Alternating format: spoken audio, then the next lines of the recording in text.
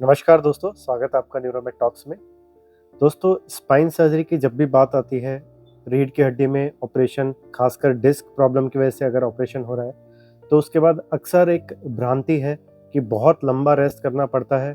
Operation या surgery जब कमर में होती है, तो उसके बाद 1 महीने, 2 महीने या 3 महीने तक का रेस्ट बता दिया जाता है। उसके बाद बिल्कुल बेड से हिलना नहीं होता है और बहुत लंबे रेस्ट के बाद ही आपकी सर्जरी सक्सेसफुल हो सकती है। तो ये बहुत ही गलत भ्रांति है और आज का ये वीडियो इसी भ्रांति को दूर करने के लिए है कि स्पाइन सर्जरी अगर होती है तो उसके बाद आपको बहुत लंबे रेस्ट की ज़रूरत ज़्यादातर केसेस में नहीं होती है। इसके बारे में डिटेल में बात करेंगे। देखिए, स्पाइन सर्जरी का जब नाम आता है तो सबसे कॉमनली जो सर्जरी स्पाइन में होती है वो होती है डिस्क प्रॉब्लम के लिए जो सर्जरीज होती हैं।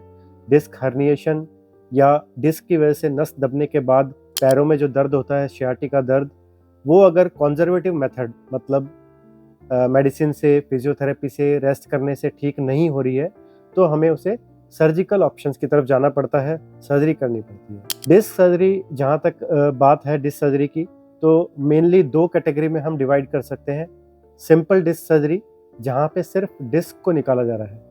आजकल जितने भी सेंटर्स अक्रॉस इंडिया जहाँ पे ऑपरेशन होता है डिस्क का, वो दूरबीन से होता है।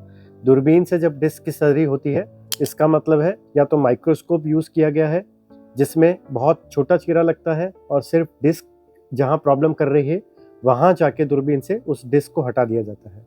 दूसरा जो तरीका होता है वो एंडोस्कोप का होता है। तो ज़्यादातर माइक्रोस्कोपिक या एंडोस्कोपिक, ये 2 तरीके से, जिसे हम आम भाषा में कहते हैं कि दूरबीन से ऑपरेशन हुआ है, उन तरीकों से ऑपरेशन करके डिस्क की प्रॉब्लम को ठीक किया जाता है, डिस्क को हटा दिया जाता है। इससे नस पे से जो दबाव पड़ रहा है डिस्क का हर्निएशन की वजह से, नस पे जो दबाव है और जिसकी वजह से आपके पैरों में दर्द आ रहा है, उसमें बहुत अच्छा आराम आ जाता है। ये तो हुई एक तरह की सर्जरी डिस्क की। इसके अलावा जब डिस्क की प्रॉब्लम ज़्यादा हो और वहाँ पे लिस्थेसिस भी हो गया है साथ में, या फिर डीजनरेशन बहुत ज़्यादा है और जिस लेवल पे डिस्क है उस लेवल के जॉइंट्स भी खराब हो रहे हैं, तब हमें अक्सर फिक्सेशन सर्जरी करनी होती है, फ्यूजन सर्जरी करनी होती है। फ्यूजन सर्जरी या फिक्सेशन सर्जरी में हमें स्क्रूज डालने होते हैं और रॉड डालनी होती है या फिर केज भी डालना पड़ता है कई बार। ये सारे इम्प्लांट्स इसलिए डाले जाते हैं ताकि जहाँ पे ऑपरेशन किया गया है वहाँ हड्डी आपस में अच्छे से जुड़ जाए।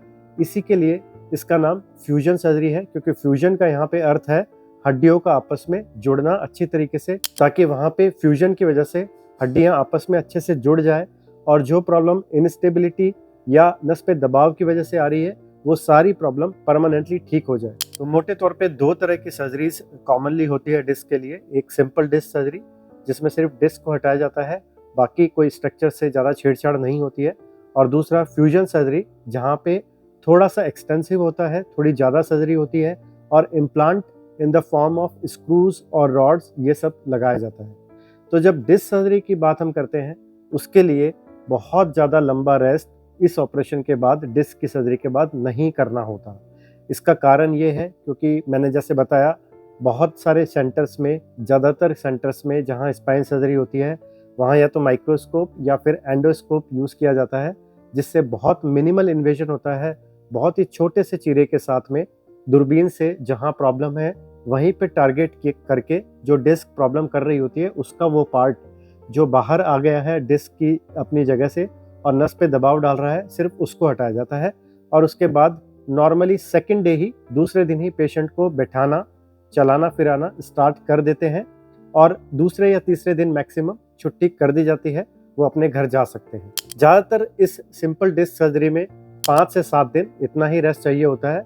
उसके बाद वो अपना रूटीन जो काम है उनका, डिपेंड करता है उनका काम क्या है। अगर हैवी फिजिकल वर्क है फिर उन्हें थोड़ा रुकना पड़ता है। 1 महीना कह सकते हैं कि थोड़ा रुक के ही हैवी फिजिकल वर्क जैसे कि भारी वजन उठाना या बहुत सिटिंग लंबा जिनका जॉब हो, उन्हें वो अपना रूटीन में काम 1 महीने बाद लगभग शुरू कर सकते हैं। लेकिन अगर नॉर्मल वर्क है, बहुत ज़्यादा सिटिंग जॉब नहीं है या बहुत फिजिकल एक्सर्शन नहीं है, तो वो अपनी ड्यूटीज़ वो 1 हफ्ते से 10 दिन बाद रिज्यूम कर सकते हैं, वापस अपने काम पे जा सकते हैं। और जहाँ तक बात है दूसरी तरीके के सर्जरीज, फ्यूजन सर्जरी जो हमने समझाई कि क्या होती है, ऐसी सर्जरीज थोड़ी सी एक्सटेंसिव होती है और वहाँ हम चाहते हैं कि बहुत अच्छा फ्यूजन हो, हड्डी आपस में अच्छे से जुड़े, इसलिए रेस्ट थोड़ा ज़्यादा चाहिए होता है। वहाँ पे लगभग 1 महीने आपको थोड़ा रेस्ट पे रहना होता है। रेस्ट का मतलब ये नहीं है कि आपको पूरे टाइम लेटे रहना है। आप अपना नॉर्मल जो आपके रूटीन डेली रूटीन की चीज़ें हैं, टॉयलेट जाना, बाथरूम जाना, नहाना, बैठ के खाना खाना, ये आप डेफ़िनेटली दूसरे तीसरे दिन ही सर्जरी के बाद शुरू कर सकते हैं। और छुट्टी जब हो जाती है 3-4 दिन बाद, उसके बाद घर पे भी ये रूटीन सारा फॉलो कर सकते हैं। लेकिन जहाँ तक बात है आपके वर्क को रिज्यूम करने की, आपका जो कार्य है उसे वापस ज्वाइन करने की, तो मैक्सिमम आपको 1.5 से 2 महीना लगभग रुकना चाहिए। डिपेंड करता है, अगर 90% केसेस में उस समय तक काफ़ी अच्छा पेन रिलीफ हो जाता है और हम थोड़ा-थोड़ा वर्क 1.5 से 2 महीने बाद वापस स्टार्ट कर सकते हैं। तो ये जो भ्रांति है कि इस तरह के ऑपरेशन के बाद बहुत ही ज़्यादा रेस्ट दे दिया जाता है, बहुत लंबे समय तक पेशेंट बेड पे लेटे रहते हैं, ये सब बिल्कुल गलत है। ऐसा नहीं करना चाहिए। ऐसे करने से आपकी मसल्स की जो एक्टिविटी है वो मेंटेन नहीं रहेगी। डिसयूज़ एट्रोफी जिसे कहते हैं, वो होने के चांस रहेंगे और आपकी रिकवरी भी उतनी अच्छी नहीं हो पाएगी। इसके साथ ही ज़्यादा लेटे रहने से जो प्रॉब्लम है, मसल पेन होना, डीवीटी होना, डीवीटी का मतलब होता है डीप वेन थ्रोम्बोसिस। पैरों में अगर मूवमेंट ज़्यादा नहीं है, तो पैरों में जो वेन्स है वहाँ पे ब्लड क्लॉट हो जाते हैं, जिसे हम डीवीटी कहते हैं। या फिर बेड सोर होना, घाव बन जाना एक ही पोजीशन में लेटने से, ये सारी प्रॉब्लम हो सकती है अगर लंबा आपने रेस्ट किया है एडवाइस के अगेंस्ट आफ्टर स्पाइनल सर्जरी। तो दोस्तों, आज हमने जाना कि स्पाइन सर्जरी के बाद कितना रेस्ट करना होता है, और एक बहुत जो गलत धारणा है कि बहुत ही लंबा रेस्ट इसके बाद करना पड़ता है, ऐसा कुछ भी नहीं है। हमारे सेंटर पे बहुत रूटीनली सर्जरीज होती हैं, और हम अगर डिस्क सर्जरी हुई है, सिर्फ डिस्क में प्रॉब्लम है, माइक्रोस्कोपिक या एंडोस्कोपिक सर्जरी डिस्क की हुई है, तो हम नेक्स्ट डे या उससे नेक्स्ट डे 2 दिन से ज़्यादा हम पेशेंट को नहीं एडमिट रखते और न ही उन्हें बहुत ज़्यादा रेस्ट एडवाइस करते हैं। 2 दिन बाद वो अपनी छुट्टी उनको हो जाती है, घर भेज सकते हैं और घर पे अपना रूटीन वर्क शुरू कर सकते हैं। उनका जो ऑफिस जॉब है या फिजिकल एक्सर्शन का कोई वर्क है, वो लगभग 10वें दिन वो स्टार्ट कर सकते हैं। उम्मीद करता हूँ इस वीडियो के साथ में आपका ये जो मिथ है कि बहुत लंबा रेस्ट चाहिए होता है स्पाइन सर्जरी के बाद, वो ज़रूर टूट गया होगा। और अगर किसी को स्पाइन सर्जरी की एडवाइस मिली है, तो वो बेहिचक अपनी सर्जरी करवा के जल्दी ही वापस अपने वर्क को ज्वाइन कर सकता है।